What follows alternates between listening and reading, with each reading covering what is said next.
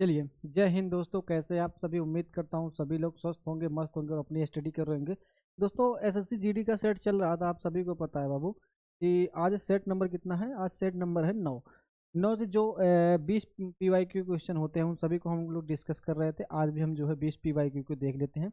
जल्दी जल्दी से हम सबको देख लेते हैं, ठीक है।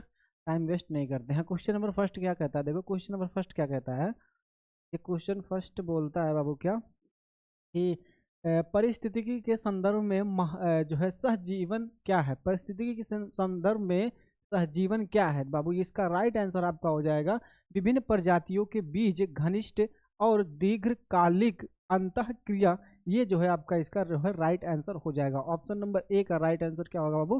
फोर्थ। देखो, जहां पर जरूरत पड़ेगी बताने की मैं वहां पर बताऊंगा। बाकी जो क्वेश्चन आपको रटने लायक हो उसको मैं रटवा सकता हूँ, ठीक है, और कुछ नहीं कर सकता। एक बार फिर से देखिए, परिस्थितिकी के संदर्भ में सहजीवन जो है क्या है। तो आपका ऑप्शन नंबर 4 आप देख रहे होंगे, विभिन्न प्रजातियों के बीच घनिष्ठ और दीर्घकालिक अंतःक्रिया, इसका आपका राइट आंसर हो जाएगा। और नेक्स्ट हम क्वेश्चन की बात करते हैं। नेक्स्ट क्वेश्चन क्या है?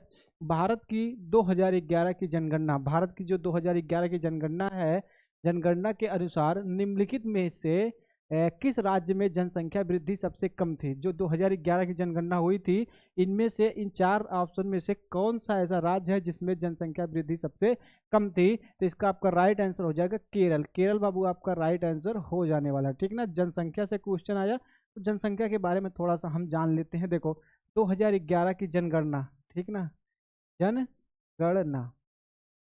तो 2011 की जो जो जनगणना थी ना बाबू, यहाँ पर 4-5 पॉइंट आपको इम्पोर्टेंट है, उसको मैं आपको याद करा देता हूँ। जैसे ये जो जनगणना थी, ये पहली पहली पूर्णतः पहली पूर्णतः डिजिटली जनगणना थी। डिजिटली, पहली पूर्णतः डिजिटली जनगणना, ठीक ना, जनगणना थी। और सी चंद्रमौली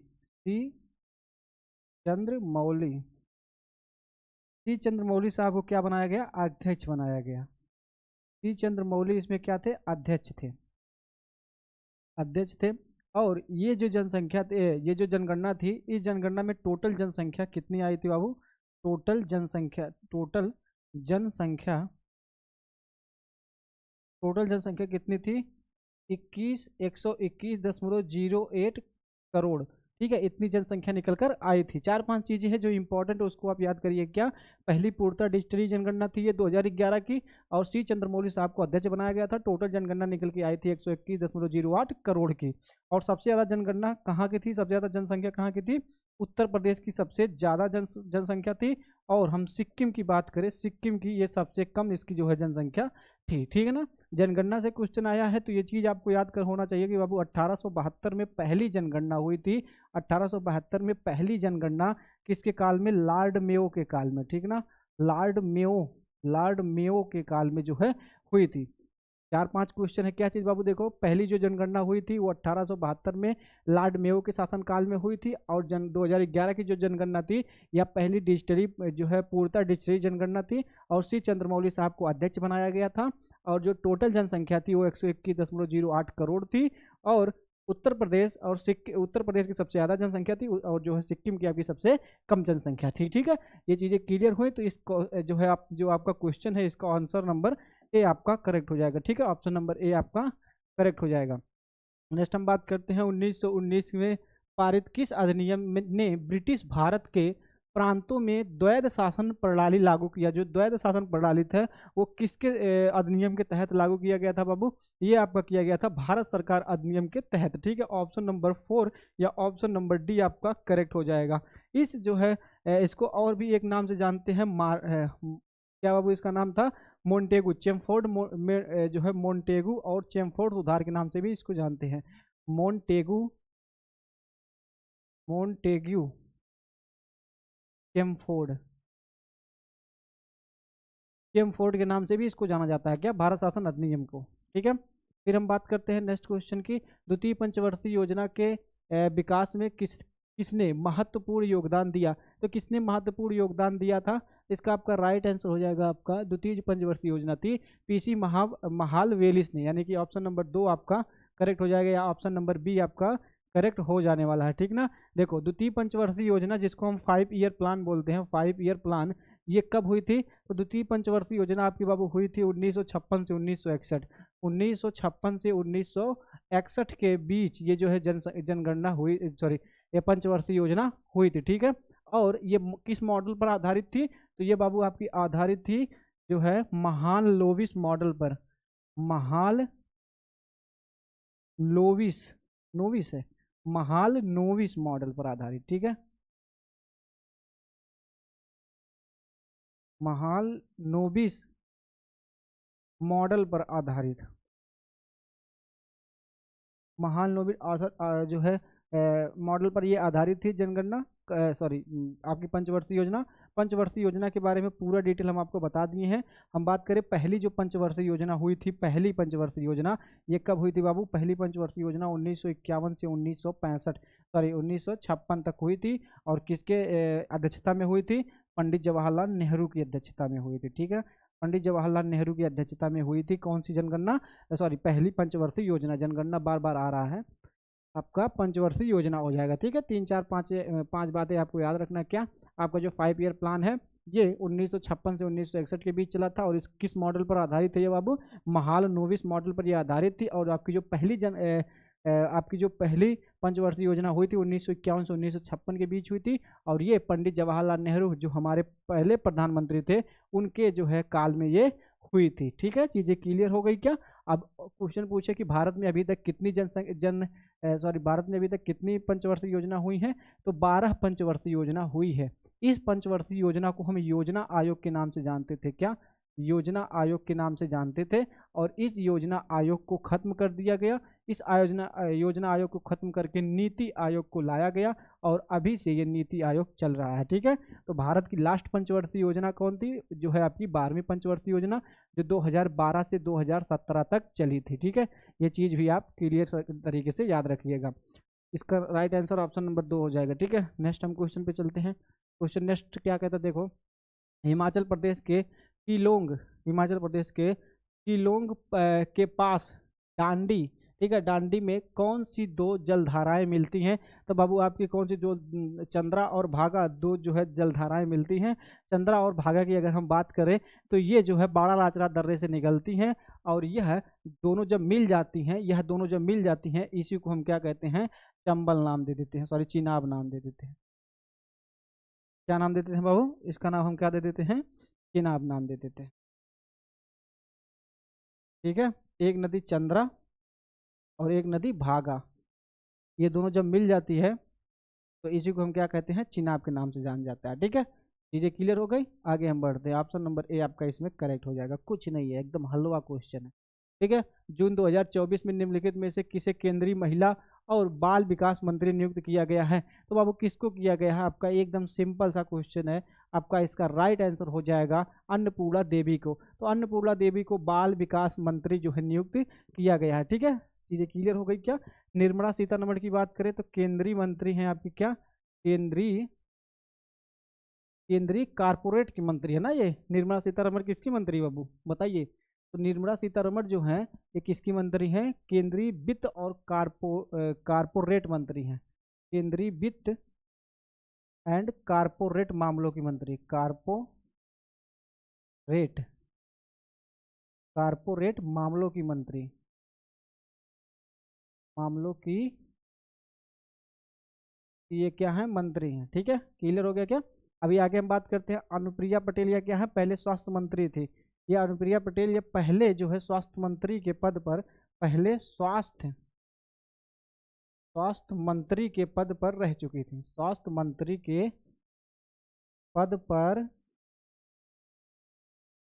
रह चुकी है, ठीक है। क्लियर हो गया क्या? तो चीजें आपको अगर क्लियर हो गई हैं तो अभी हम आगे बढ़ते हैं। इसका राइट आंसर ऑप्शन नंबर 2 हो जाएगा, ठीक है।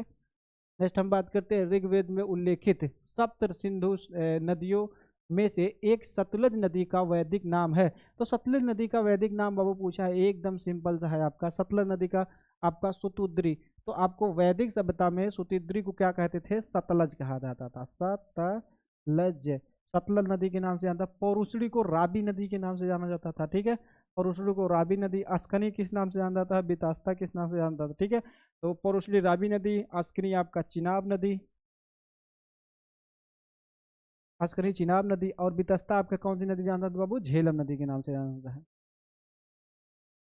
झेलम नदी के नाम से जाना जाता है। ये आप क्लियर से तरीके से याद कर लीजिए। पौरुषली नदी रावी नदी कहा जाता था, सतुद्री नदी सतलज नदी, बितास्ता नदी कौन सी, झेलम नदी, अस्कनी को चिनाब नदी कहा जाता है, ठीक है। क्लियर हो गया क्या, आगे हम बढ़ते हैं।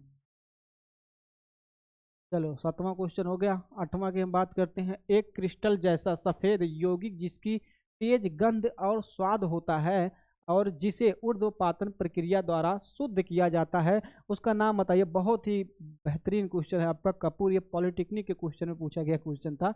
हालांकि आपका इसमें भी पूछा जा सकता है, ऐसा नहीं है। देखिए सभी प्रीवियस ईयर क्वेश्चन है, यहाँ पे क्वेश्चन पूछा गया, इस वजह से यहाँ पे इंक्लूड किया गया है।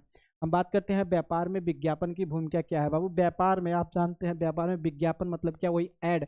अगर आप वीडियो देख रहे हैं तो वीडियो पे ऐड जो आ रहा है उसी को हम क्या कहते हैं, विज्ञापन कहते हैं, ठीक है। तो ये विज्ञापन, इसकी भूमिका क्या है, क्या माल ढोना इसकी भूमिका है, माल ढो रहे हैं आप, हैं, नहीं। ग्राहकों को सूचित करना और आकर्षित करना, हाँ बिल्कुल, ग्राहकों को सूचित करना कि हाँ बाबू मैं ये चीज़ें का एडवर्टाइज कर रहा हूँ और आप जो है, आपको अगर पसंद हो तो आप मेरी तरफ आकर्षित होइए, तो ये आपका राइट आंसर हो जाएगा। माल का उत्पादन करना गलत है। व्यापारों को विपत्ति शोषित करना, ये भी आपका गलत है। तो ऑप्शन नंबर 2 आपका करेक्ट हो जाने वाला है, ठीक है। आगे हम बात करते हैं नेक्स्ट क्वेश्चन। 10 नंबर क्वेश्चन क्या है। 1993 में आयोजित सार्क गोल्ड कप फुटबॉल के उद्घाटन संस्करण में भारत ने किस देश से जीत हासिल की है। तो आपका किस देश से हासिल किया बाबू, लाहौर पाकिस्तान से। ऑप्शन नंबर 4 आपका करेक्ट हो जाएगा। यहाँ पर बात आई है सार्क की, South Asian Association for Regional Cooperation, South Asian Association for Regional Cooperation, यानी कि आपका है सार्क। तो इस जो सार्क है आपका, तो सार्क के बारे में आपको हम बता दें कि इसमें टोटल 8 देश हैं। 8 देश हैं सार्क में। कौन कौन सा है, मालदीव, श्रीलंका, भारत, पाकिस्तान, अफगानिस्तान, नेपाल, भूटान और बांग्लादेश। ये 8 देश हैं सार्क देश में, ठीक है। आपको ये चीज़ें पता होनी चाहिए बाबू। जिसका स्थापना कब हुआ था, 8 दिसंबर 1985 को बांग्लादेश में। 8 दिसंबर 1985, 8 दिसंबर 1985 को बांग्लादेश में इसका जो है क्या हुआ था, जो है उद्घाटन हुआ था, बांग्लादेश। इसकी शुरुआत कब हुई थी, ये मतलब ये गठन या शुरुआत, इसका शुरुआत हुआ था 8 दिसंबर 1985 को बांग्लादेश में। बांग्लादेश की राजधानी कहाँ पर, ढाका। बांग्लादेश की राजधानी ढाका में जो है सार्क की स्थापना की गई थी। और सार्क में टोटल कितने सदस्य देश हैं बाबू, सॉरी, सार्क में कितने देश हैं, 8 देश हैं। मालदीव, श्रीलंका, भारत, पाकिस्तान, अफगानिस्तान, नेपाल, भूटान और बांग्लादेश, ठीक है ना। और ये जो इसका मुख्यालय वो कहाँ पर है, मुख्यालय इसका काठमांडू में है। नेपाल की राजधानी काठमांडू में, कहाँ पर, नेपाल की राजधानी, नेपाल की राजधानी काठमांडू, काठमांडू ना। तो नेपाल की राजधानी काठमांडू में इसका जो है मुख्यालय है। जो आपका 1993 में आयोजित सार्क गोल्ड कप फुटबॉल हुआ था, वो जो भारत ने किस देश से जीता था बाबू, ये आपका लाहौर पाकिस्तान से जीता था, ठीक है। नेक्स्ट हम क्वेश्चन देखते हैं। 2011 की जनगणना के अनुसार 7 बहनों में से किस राज्य में साक्षरता दर सबसे अधिक है। तो किस जो है राज्य में साक्षरता दर सबसे अधिक है, कब पूछा गया है, 2011 की जनगणना के अनुसार पूछा गया है, ठीक ना। तो 11 का आपका राइट आंसर हो जाएगा ऑप्शन नंबर डी। जिसकी साक्षरता दर की अगर हम बात करें तो इसकी साक्षरता दर थी 91.33%। तो 91.33% थी, ठीक है, मिजोरम की साक्षरता दर, ठीक है। आपका राइट आंसर कौन हो जाएगा बाबू, ऑप्शन नंबर डी, मिजोरम, ठीक है। नेक्स्ट हम बात करते हैं। भारत के संविधान का कौन सा संविधान संशोधन भारत के राष्ट्रीय पिछड़ा वर्ग यानी कि ओबीसी आयोग की स्थापना से संबंधित है।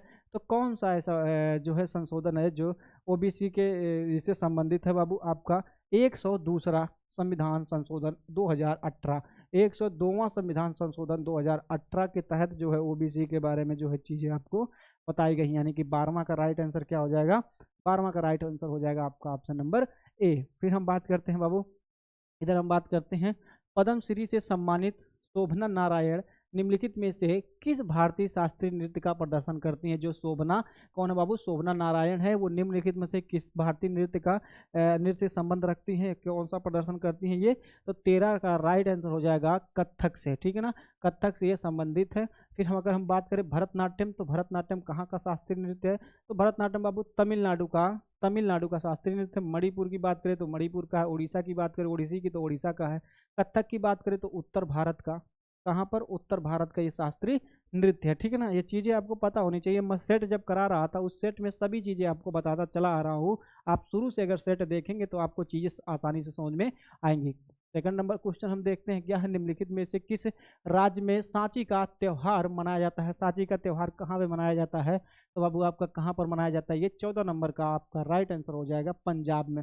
पंजाब में आपको सांझी सांझी का त्यौहार मनाया जाता है। ठीक है ना, क्वेश्चन नंबर डी आपका करेक्ट हो जाएगा। नेक्स्ट है, अर्जुन सिंह ध्रुवे को किस नृत्य शैली को बढ़ावा देने के लिए अथक प्रयासों के लिए पद्म श्री 2022 से सम्मानित किया गया है।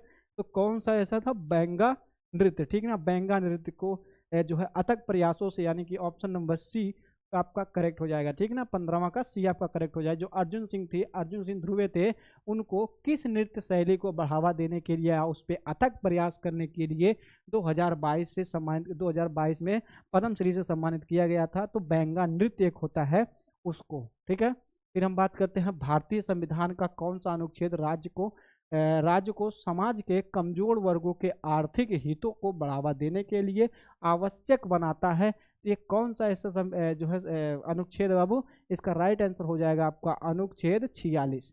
अनुच्छेद 46 या आर्टिकल 46 के तहत ये चीजें होती है। फिर हम बात करते हैं, निम्नलिखित में से कौन सा टेबल टेनिस के अन्य ऐतिहासिक नाम है। ठीक है ना, तो कौन सा टेबल टेनिस का ऐतिहासिक नाम है बाबू, ये आपका 17 का राइट आंसर हो जाएगा। कौन सा, आपको देखेंगे हम यहाँ पे दिया गया है और इस यहाँ पे ऑप्शन में मिलाना है। क्या आपका गोसिमा है, हाँ बिल्कुल गोसिमा है। व्हिप है क्या, हाँ बिल्कुल है। पिंग पोंग है क्या, हाँ बिल्कुल है। यानी कि ए बी और सी आपका करेक्ट है। यहाँ पर देखिए ऑप्शन में कौन सा, ए बी सी, हाँ ऑप्शन नंबर डी आपका करेक्ट हो जाएगा। ठीक है, ऑप्शन नंबर डी इसमें आपका करेक्ट हो जाने वाला है। आगे हम बात करते हैं, निम्नलिखित में से किस केंद्रीय मंत्री ने सितंबर 2024 में भूनीर पोर्टल लॉन्च किया है। तो भूनीर पोर्टल कौन से मंत्री ने जो है लॉन्च किया है, इसका राइट आंसर हो जाएगा आपका सी आर पाटिल ने बाबू। कौन, सी आर पाटिल ने जो है, सी आर नहीं बाबू, सी आर पाटिल। ठीक है, हम बात करें आगे, आपके चेक पर अंकित मैग्नेटिक इंक जो है कैरेक्टर रिकॉग्निशन संख्या का कोड बताते हैं, जिनमें से पहले 3 अंक उस मतलब 3 अंक उस आपका बैंक खाता 3 अंक उस आपका बैंक खाता, क्वेश्चन में थोड़ा सा मिसप्रिंट हुआ क्या, यानी कि आप सीधा सीधा समझिए कि जो आपका चेक है वहाँ पे जो आपका दर्शाया गया होता है कौन सा, मैग्नेटिक इंक, तो उसमें जो आपका कोड बताता है वो कौन सा कोड बताता है बाबू, वो आपका कौन सा कोड बताता है, शहर का कोड बताता है। ठीक है, ऑप्शन नंबर ए इसमें आपका करेक्ट हो जाने वाला है। आगे हम बात करते हैं लास्ट क्वेश्चन की, निम्नलिखित में से गायकों में से कौन पद्म श्री, पद्म विभूषण और पद्म भूषण तीनों पुरस्कारों से प्राप्त करता है। तो कौन है बाबू, आपके एस पी बाला सुब्रमण्यम। ठीक है, एस पी बाला सुब्रमण्यम आपके जो हैं तीनों पुरस्कार से संबंधित है, पद्म श्री, पद्म विभूषण और पद्म भूषण से। ठीक है ना, तो हम अगर बात करें इनको पद्म श्री की अगर हम बात करें तो पद्म श्री इनको कब मिला था बाबू, पद्म श्री इनको मिला था 2001 में। और हम बात करें पद्म भूषण की, पद्म भूषण, ठीक है, पद्म भूषण इनको मिला था 2011 में।